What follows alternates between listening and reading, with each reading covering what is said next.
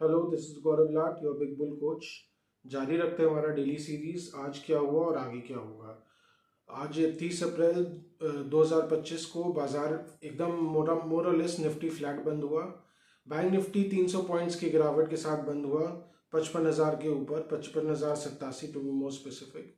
सो बाजार में शुरुआत से ही थोड़ा बहुत मंदी का टोन बरकरार था। बजाज ट्विंस के जो नंबर्स थे वो एक्सपेक्टेशन से थोड़े ख़राब आए, तो उसके कारण बजाज ट्विंस दोनों यानी बजाज फिनसर्व और बजाज फाइनेंस दोनों में ही मंदी का दौर देखा गया। 5% दोनों ही नीचे थे। अंडरटोन दोनों का नेगेटिव था। सो फाइनेंशियल्स में भी उसका असर देखने को मिला, तो बैंक निफ्टी में भी प्रेशर था।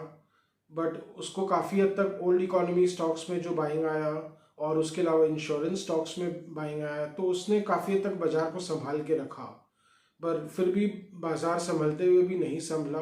और उसका सब दूसरा मेजर रीज़न ये था कि जो आतंकवादी हमलों के बाद जो इंडो पाक टेंशन्स चल रहे हैं, मिलिट्री कॉन्फ्लिक्ट का जो रिस्क चल रहा है, वो कहीं ना कहीं बाजार पर के सेंटिमेंट में अभी भी हावी हावी रहा।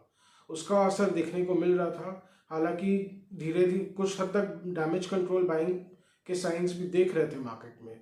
सो लग रहा था कि जब भी बाजार जोर से जाएगा या स्लिप करेगा, तभी थोड़ा बहुत लिवाली आ जा रही थी, उसको बाय इन कर लिया जा रहा था। अगर आप चार्ट्स में देखें निफ्टी में, तो वो साइंस दिख रहे थे। सो उसके अलावा एंड में एक बार टुवर्ड्स द एंड एक छोटी तेजी आई, पर वो तेजी टिक नहीं सकी और फिर बाजार में 100 पॉइंट्स के करीब गिरावट आई निफ्टी में। सो ये कहीं ना कहीं दिखाता है कि बाजार बढ़ने की बहुत चेष्टा कर रहे हैं, पर बढ़ नहीं पा रहे इन लेवल से। और इन लेवल से आगे बढ़ने के लिए बाजार को सस्टेन बाइंग की आवश्यकता है। Sustain buying from both institutional side, DIIs and FIIs. So unless that comes, market will keep hovering around these levels, 24,000 to 24,300 के आसपास में, 24,380 या 24,400 आप समझ लीजिए। सो बाजार यहीं पे मंडराते रहेगा और मिलिट्री कॉन्फ्लिक्ट का रिस्क तो मंडरा ही रहा है। सो इन्वेस्टर्स के लिए वेट एंड वॉच, अभी तो वेट एंड वॉच है। जो फंडामेंटल इन्वेस्टर्स है वो तो खैर जमे हैं, उनके लिए तो any major correction can be a buying opportunity. हाँ, हालांकि मिड कैप्स में काफ़ी अभी वीकनेस का दौर देखने को मिल रहा है। सो आई मीन वेडनेसडे को यानी 30 अप्रैल को थोड़ा वीकनेस देखने को मिला मिड कैप में। 400 पॉइंट्स का मिड कैप में वीकनेस देखने को मिला, मिड कैप 100 में। और स्मॉल कैप में तो 0.2% की मंदी देखी गई, स्मॉल कैप 250 में। सो स्मॉल कैप में थोड़े करेक्शन का माहौल चल रहा है, प्रॉफिट टेकिंग चल रहा है। बट अगर ये मार्केट फिर से तेजी की ओर बढ़ता है, तो this could well prove out to be a buying opportunity. So let's see क्या होता है। अगर टेंशन्स डी एस्केलेट होते हैं, सो बाजार के लिए फिर से एक फ्रेश तेजी का एक साइन बनता है।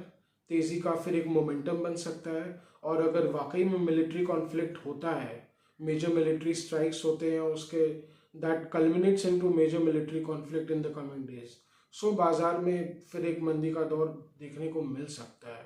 उसको संभालने की पूरी कोशिश की जाएगी DII बाइंग के द्वारा और कुछ करके। बट फिर भी फंडामेंटल्स अगर खराब हो जाएंगे, फंडामेंटल्स इफेक्ट होंगे, तो बाजार को तो हर्ट होएगा ही। सो लेट्स सी आगे क्या होगा। शुक्रवार का जो ट्रेड है वो थोड़ा सबड्यूड रह सकता है, बिकॉज अगेन दो दिन का वीकेंड है।